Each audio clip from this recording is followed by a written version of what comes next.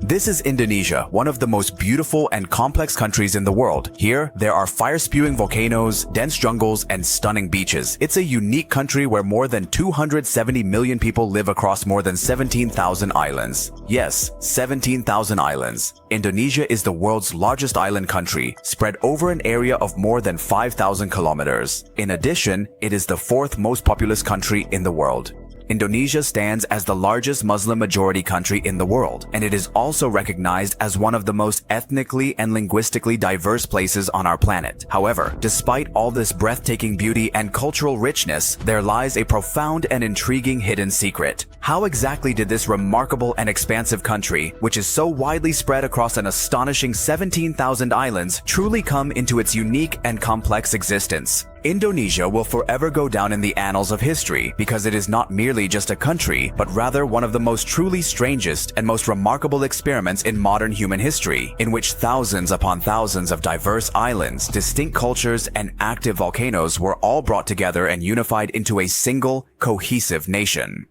By the conclusion of this comprehensive video, you will undoubtedly understand precisely how Indonesia has successfully managed to stay united and cohesive so far, and also how it could potentially, in the future, unfortunately break apart. Many hundreds of years ago, all these numerous islands used to actively engage in trade through Asia's richest, most powerful, and most influential kingdoms. These islands were situated between India and China, two powerful civilizations, which is why traders from both countries used to pass through here, sharing gold, ideas, and even religious ideologies with the local people. Over time, these islands became so important that great empires began to emerge here. One of these was the Srivijaya Kingdom located in Sumatra. Along with this, scholars from all over the world began to come here. Then, in the 13th and 14th centuries, the Majapahit Empire rose in Java. This empire was spread across many islands. Majapahit was known for its art, construction, and good governance. Hinduism was practiced here, and it was the most powerful empire in Southeast Asia at that time. But no empire lasts forever. As trade grew, Islam began to arrive here. Around the 13th century, Islam started spreading through trade. The local people, impressed by the good conduct of businessmen coming from Muslim countries, began to accept Islam. But just as things were settling, people from across the sea were arriving who would change everything. Some ships were heading towards these islands, and they were not coming to trade, but to rule. They spoke different languages, had their own flags, and possessed powerful weapons. These were the Portuguese, and they were searching for something very valuable: spices. At that time in Europe,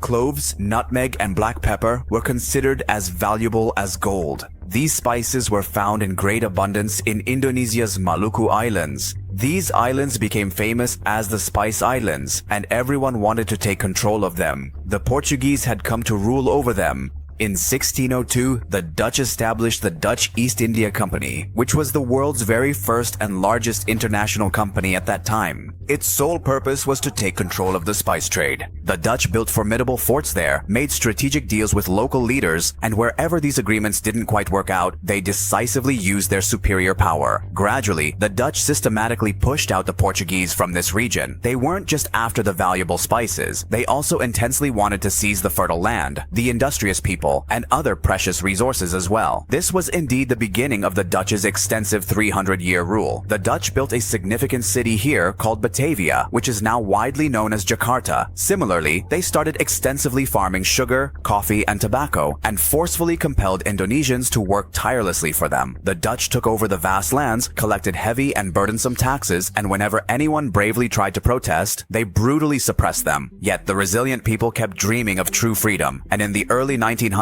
this profound dream finally took the tangible shape of a powerful movement. The Dutch thought they had everything completely under control, but a new and devastating storm was rapidly coming, a global world war that would profoundly shake the entire globe. This was the 1940s, and World War II had tragically begun. A new and formidable power, Japan, was rapidly advancing towards Indonesia. By 1942, Japan had completely taken over. At first, many Indonesians thought this might actually be good for them, because Japan had explicitly promised to free all of Asia from oppressive European rule. But soon, things began to drastically change. Life became incredibly difficult under harsh Japanese rule. People were cruelly forced to work and were given only a very little food in return. The burning fire for freedom among Indonesians now began to glow even brighter. Japan had fundamentally changed everything for the local Indonesians because America dropped devastating atomic bombs on Hiroshima and Nagasaki, and Japan subsequently surrendered. As soon as the Japanese army began to swiftly withdraw, Indonesia's astute leaders saw a golden opportunity. On August 17, 1945, just 2 short days after Japan's official surrender, Sukarno and Muhammad Hatta, 2 major and influential Indonesian leaders, boldly declared independence. But the Dutch stubbornly refused to recognize this hard-won independence. For 4 long and arduous years, there was intense and bloody fighting, widely known as the Indonesian National Revolution. In this brutal war, Indonesians resisted fiercely with both powerful weapons and clever diplomacy, resolutely refusing to become slaves again.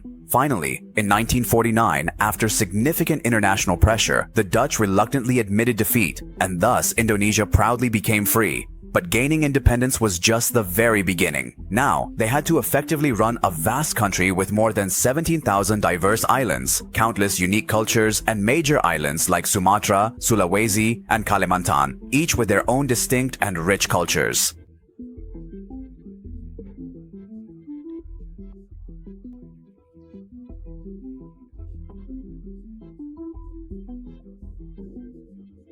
There are 6,000 small islands, each with its own culture, language, and identity. If you want to know just how diverse Indonesia is, take a look at these statistics. More than 700 languages are spoken here. Over 1,300 ethnic groups live here. People here follow Islam, Christianity, Hinduism, and Buddhism. So how exactly did such incredibly different people come together and form a single unified country? Their powerful and inspiring motto was unity in diversity, which profoundly meant that even though we are all quite different from each other in many ways, we will still live together harmoniously. The wise leaders also very carefully chose the national language. Instead of Javanese, which was at that time the most widely spoken and dominant language, they thoughtfully made Bahasa Indonesia the official national language because it was a relatively easy language to learn and understand, and consequently, everyone could learn it quite easily and quickly. One significant benefit of this thoughtful decision was that no single ethnic or regional group felt that they were being unfairly favored over others. They also diligently built an extensive network of essential roads, numerous schools, and vital seaports across the many islands so that people could stay connected and communicate effectively with each other. But even with all these concerted efforts and careful planning, keeping everyone together and united was not so easy. Some regions, unfortunately, still strongly wanted to separate and gain their independence. For example, Aceh Island in Sumatra bravely tried to become an independent nation. East Timor even fought a war to separate, and finally in 2002 became independent. The struggle to keep the country united continues to this day. Running a country with 17,000 islands is like steering a boat in a storm because every boat is heading in a different direction. It takes a lot of hard work and patience because Indonesia doesn't just face political challenges, it is also located in one of the world's most dangerous geological zones. Indonesia is actually part of the Pacific Ring of Fire, with more than 30 active volcanoes, the most in the world, and it also experiences the highest number of earthquakes. Then there are tsunamis, floods, and frequent landslides. Some of the world's most dangerous natural disasters have happened here. In 1883, the volcano on Krakatoa Island erupted so violently that its sound was heard 4,800 kilometers away. This explosion was devastating. Similarly, in 2004, a 9.1 magnitude earthquake struck off the coast of Sumatra, triggering another tsunami. This tsunami claimed the lives of more than 230,000 people in Indonesia, Thailand, Sri Lanka, and other countries, and is considered the deadliest disaster in modern history. Every year, these floods displace thousands of people from their homes. Another problem is that they are using underground water, and due to climate change, sea levels are rising. In some places, the city is sinking by as much as 25 centimeters. To solve this problem, the government has decided to build a new capital called Nusantara, which will be on Borneo Island. This will reduce the load on the sinking Jakarta, but building a city in these dense forests is no easy task. The very tiles they lay can suddenly burst. The same sea that connects these islands can suddenly turn dangerous, and the hot monsoon weather that creates these dense forests can also flood everything. That's why these natural calamities have become part of the Indonesian identity. And when you are managing a country spread over 17,000 islands, it's easy to connect one place. But in Indonesia, the sea always comes in between. You can't build a highway from one province to another because often there is sea between the provinces. But even on the same island, construction is very problematic. For example, in Papua, there are dense forests and high mountains. Some villages can only be reached by airplane or after hours of trekking. Sometimes it takes 8 to 9 hours just to cover a distance of 100 kilometers. And then there are communication issues as well.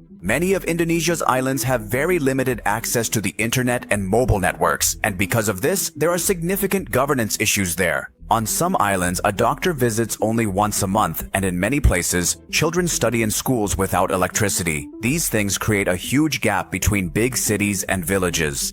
Big cities like Jakarta, Surabaya, and Medan are well connected and developed. Whereas when you look at islands like Nias, Flores, and Buru, it feels as if the government has completely forgotten them. The Indonesian government has made many efforts to reduce this gap. It has tried to build ports, airports, and highways in these areas, and even providing internet is a much more difficult task. That's why, when people say that running Indonesia is a very tough job, the reason isn't just political, it's also because of its strange and challenging geography. And on top of that, Indonesia is home to so many cultures, languages, and identities that it feels like a miniature version of the world. There are more than 1,300 ethnic groups living in Indonesia. The largest group is the Javanese, who make up a significant portion of the country. Each group has its own culture, music, food, and language. Indonesia officially recognizes more than 700 local languages. There are probably few countries with so many languages. For example, people living in Sulawesi speak one language at home, another in the market, and yet another at school. So, when so many languages are spoken in a country, how do you unite everyone? They declared one national language, Bahasa Indonesia, because it was easy to speak and learn. Today, this language is spoken in every school, government office, and media outlet in Indonesia, and it's what keeps the country united. But even having a single language hasn't erased all the differences. Even today in Papua, many people don't consider themselves part of the rest of Indonesia. Their appearances are different, their languages are different, and for many years, they have felt this way. Similarly, in northern Sumatra, in the province of Aceh, people fought for many years, and today they have so much power that they can officially pass Sharia law. Likewise, in the 1990s and 2000s, there were many conflicts between Christians and Muslims in the areas of Maluku and Central Sulawesi. To deal with this situation, the Indonesian government promotes a philosophy called Pancasila. So now you must understand that Indonesia is not just a country, but a puzzle of 17,000 islands. It's a land of volcanoes and dense forests, where there are precious spices and memories of the colonial era, from the temples of Bali to the mosques of Java, and from the thick jungles of Papua to the meadows of Sumatra. Indonesia is a mosaic held together by history, geography, and hard work. But just like China, others are also increasing their presence in these seas. So, ruling Indonesia is indeed a difficult task, and the founders of this country knew that to keep people of such diverse geography, cultures, and religions united, you need not just politics, but vision and unity. And they have shown that it can be done. That's why Indonesia is one of the world's most unique and fascinating countries. If you like the video, do